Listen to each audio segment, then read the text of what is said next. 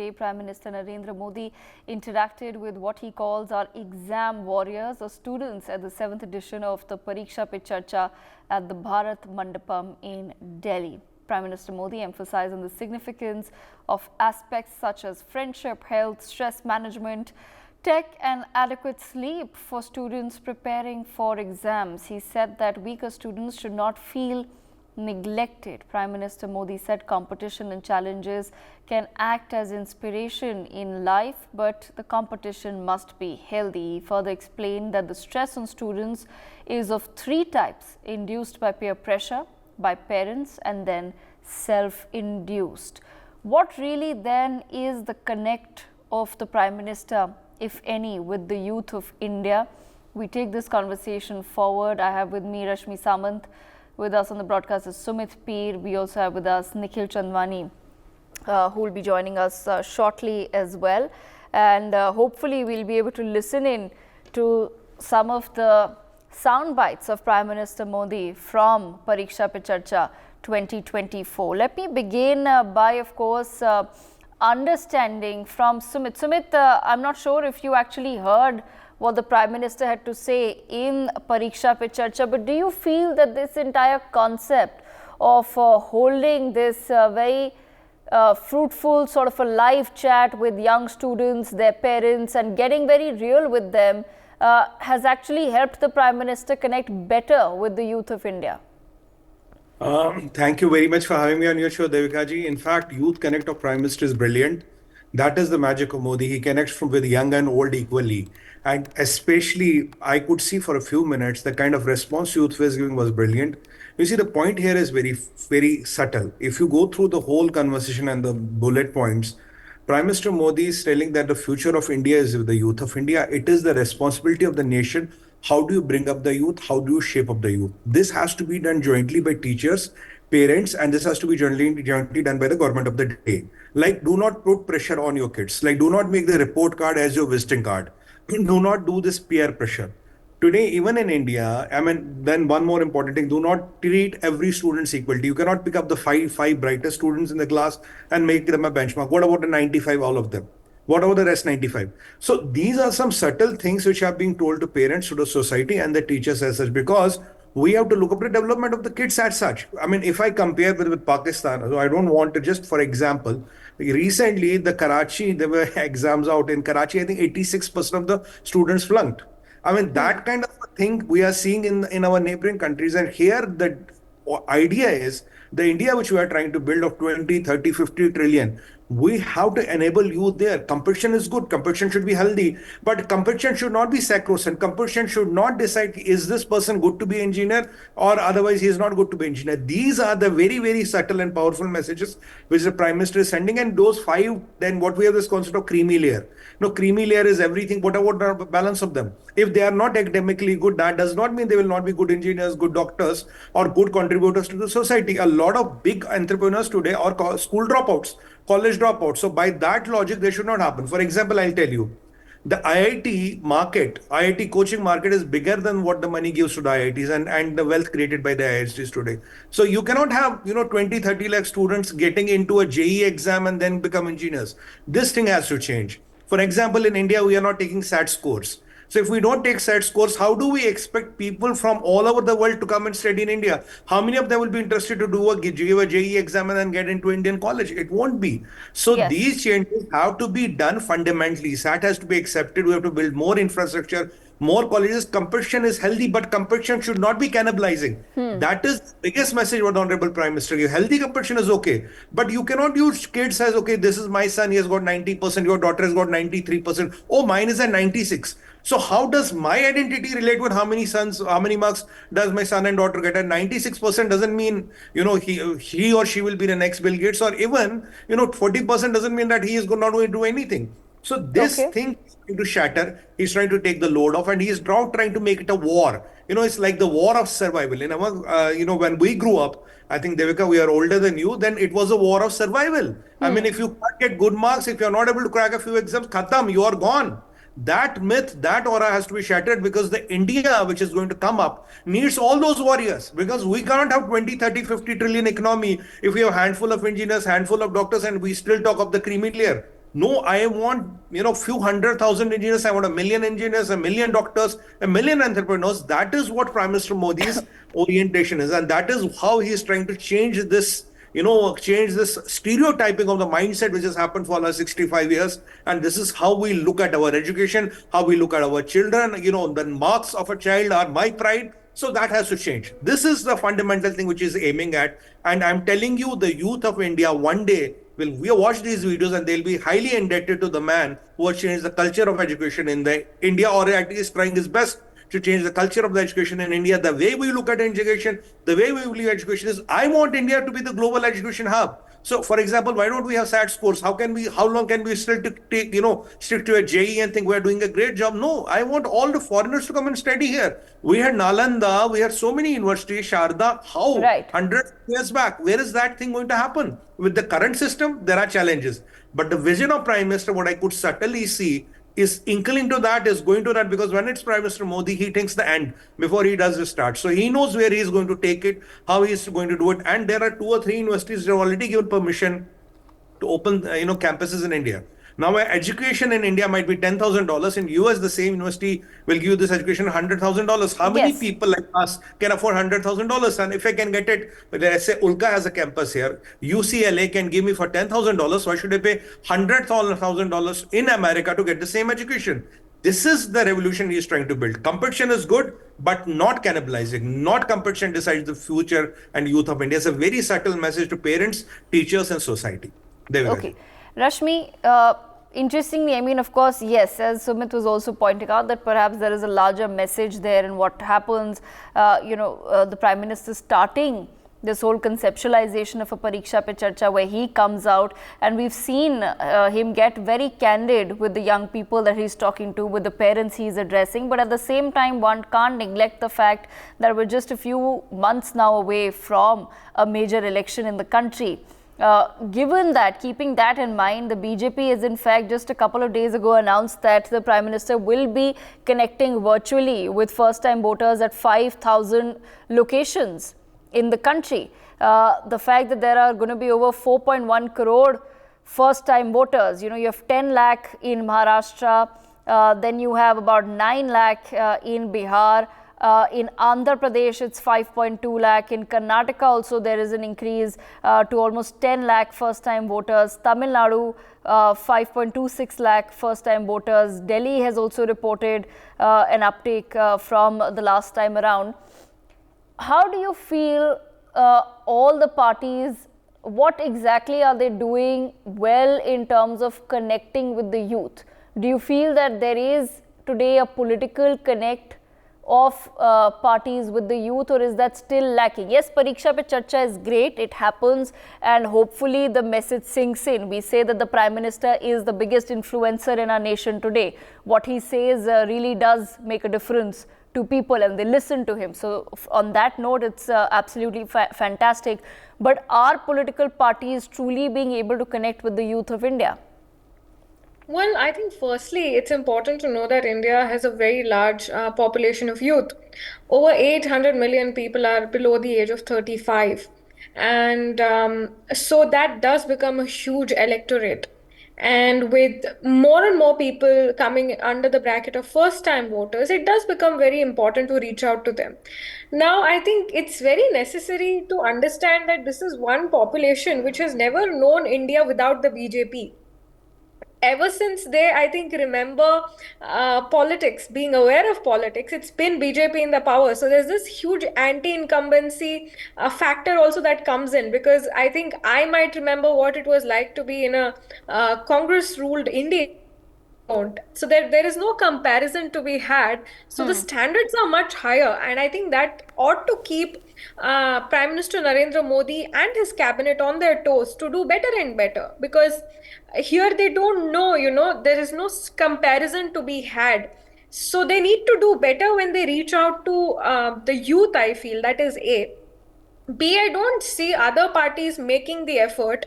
Now, well, I don't want to comment really on whether a mark has been made among the youth or not, because I think that is up to debate, and that is something we will realize in this particular election, because this is going to Right. be a detrimental election marking a decade of BJP rule and bringing to fore a generation of youth which has not seen a non-BJP ruled, what do you say, Bharat in their conscience. So we're going to see them vote this time. So they were probably 8 years old when, the BJP came to power, and that's when they Right. started to figure out politics. So we will know this time whether the connect is working or not by the results.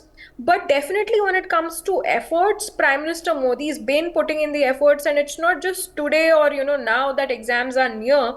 I've seen him do this for quite some time now. Pariksha Pe Charcha has been an annual event for quite some time, and I was myself a student. In fact, when I saw Pariksha Pe Charcha, and I was part of that. So definitely he's been putting a foot forward. He's been trying to reach out. There is this mela which is happening all across Bharat right now to register first time voters, to make that entire process easy. I remember during my time it was so cumbersome that you had to actually identify the people from government schools who would then do the survey and then register you. It was very, very cumbersome. You miss out that time window where they're registering new voters, then you would have to wait for another election cycle for it to happen. But now everything has been digitized. You can just give a call on a toll free number, and you can start the process. It's become Right. very easy for youth to kind of become part of the electoral process. Now other parties, I just see them still stuck on to the appeasement politics. They're just they're not even playing the part of an opposition well by criticizing policy for what it is. But I think the youth today, they really care about policy, they really care about development, they really care about how our country is perceived on the global stage. And all three factors are something that the BJP as an organization has been able to address well. Yes. Electorally, they've been putting their foot forward. I think the results of the 2024 elections will tell us if it's been successful or not, if that attempt has been successful or not.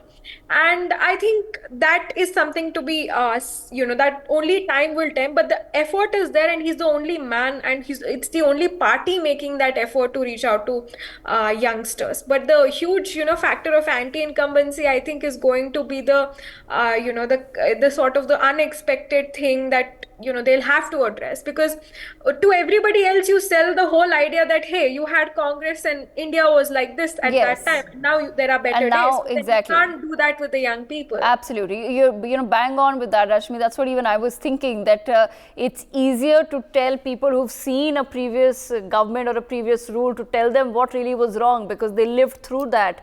But like you said, that this is a generation that's going to be voting, that's grown up, that has been at an age where this particular BJP government came to power 10 years back, and like you said, they were probably 8 or 9 at that time, and now they're going to be voting for the first time in a general election. So it's going to be very interesting to see, because they've only seen an India that's been rising. They've seen India having a completely different trajectory than it's ever had before. So it's going to be very interesting to see what really will be the pitch that is made to this generation. How is it that we're going to be even better than what we were before? Nikhil, do you also agree with the fact that the BJP is probably the only party that's even making an effort to establish some sort of a connect with the youth? We saw that the BJP was one of the first parties to really adopt social media and do it really well. Okay, they've nailed their social media game, as we call it. So they're very, very good on their Twitter and Instagram and everything, especially important content. I'm not talking about the bickering that happens between the political parties on social media, because once again, I don't think the youth of the nation is necessarily interested in that at all. Not it. So the youth doesn't connect with that, but they will probably connect with a very well-made reel of the Prime Minister on Instagram, and that's something that they've nailed. But even other than that, Nikhil, we saw just recently so many of the BJP MPs, cabinet ministers, were sent to colleges in different parts of the country to hold a very different sort of a conversation with college students. So it wasn't just someone standing and giving a lecture, but actually making a presentation, putting out some facts, so that the college students could, and that's the way forward. That's how, you were doing it sort of in a TED style way, speaking to the youth. Do you feel that perhaps this is probably the only party that's making that effort to connect with the youth, and the others are still stuck in a mindset, as Rashmi said, of just appeasement politics? Absolutely. If we see the data, the number of people interested in public policy and making fancy careers in public policy have increased immensely and exponentially after 2014. And Modi ji's connect is the main reason for it. When a leader like Prime Minister Modi, when he is interacting with the students, when other member of parliaments are going and interacting with the students, it is a very significant gesture of care, and students don't feel alienated, because back in the day it was very cool when you saw these students in JNU, DU. It was very cool to rebel against everything. They were very rebellious. They wanted to rebel against the system. They wanted to rebel against the government. Every single policy had people, the kids protesting, and they didn't even know what that policy was all about. But a new generation is very different. The generation right now, it's different, and it's only because of such events. The Pariksha Pe Charcha and the member of parliaments are going and interacting. That has changed everything. Right now, students are not rebellious. They want to make careers in public policy. They want to contribute. They want to work with the government. So they want to work with the system, and they just don't want to, pass their UPSCs and other government exams for a good style statement. They actually want to do something because they are inspired. They are inspired as kids when member of parliament, the Prime Minister Modi, when they are interacting with these, policy makers, students are very inspired. And such interactions, it also empowers students by making them feel heard. Back in the day, when I was a kid, I had a lot of ideas, but there was nobody who was hearing it. There was nobody who was valuing it. But right now, people are hearing, the government is hearing, and this interaction, this is actually a game changer.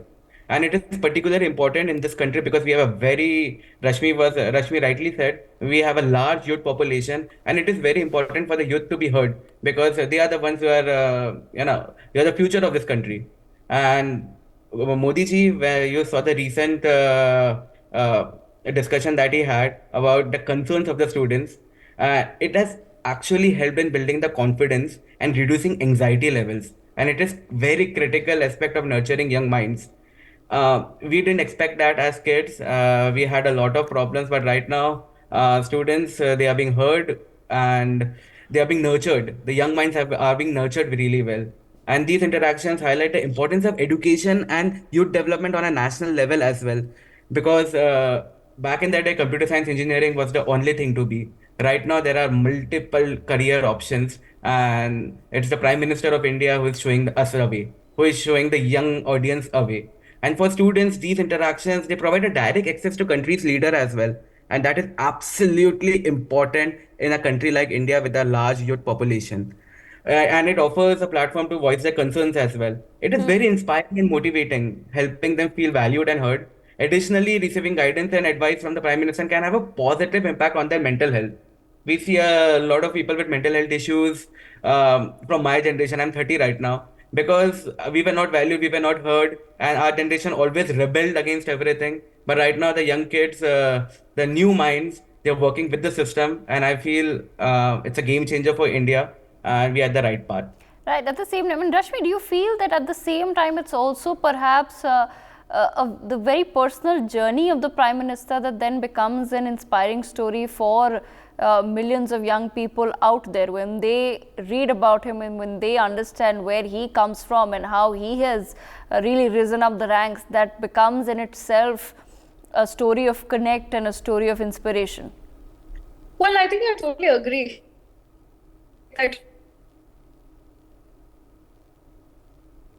You to a certain, college or a university to make it big in life, or that you need to be born in a certain family to make it in life. He's broken all that myth because he, really represents work, hard work, and with the determination to make things happen. You can be anybody you choose to be, and you reinvent.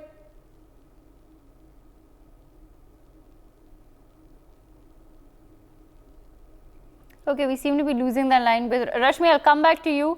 We've lost the line with you, but Sumit, I'd like to take the same question with you and your perspective on it. Like I said, does his personal journey and his personal story, which of course everyone's now understood and read about, does that help him become?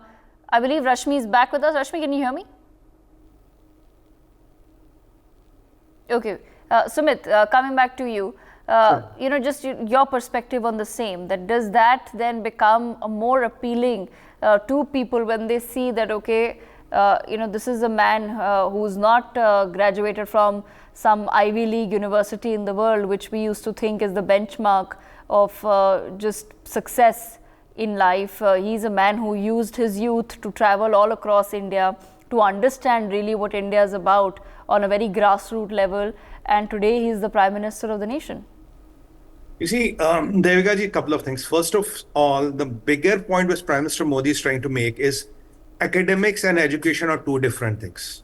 What we understood when I was a kid, I understood education as academics. Academics is education, but education and academics are two different things. That now I'm 45, now I've got to know that, after, having so much of experience in the world. So that change, that myth he's trying to shatter. Second thing is that, he's giving you a very subtle message. Look, you are not my voter. You are not going to vote for me right now. Next election, I might not be even contesting. But you are the future of the country. That is why I'm nurturing you. I'm caring for you. I'm getting you to hear you. So you are the future. I'm giving you that due importance in the very beginning. Otherwise, the Rajniti used to start from a college in my days. When you go to a DU, then your Rajniti will start. Before that, there was no political connect of a student. Point number 3.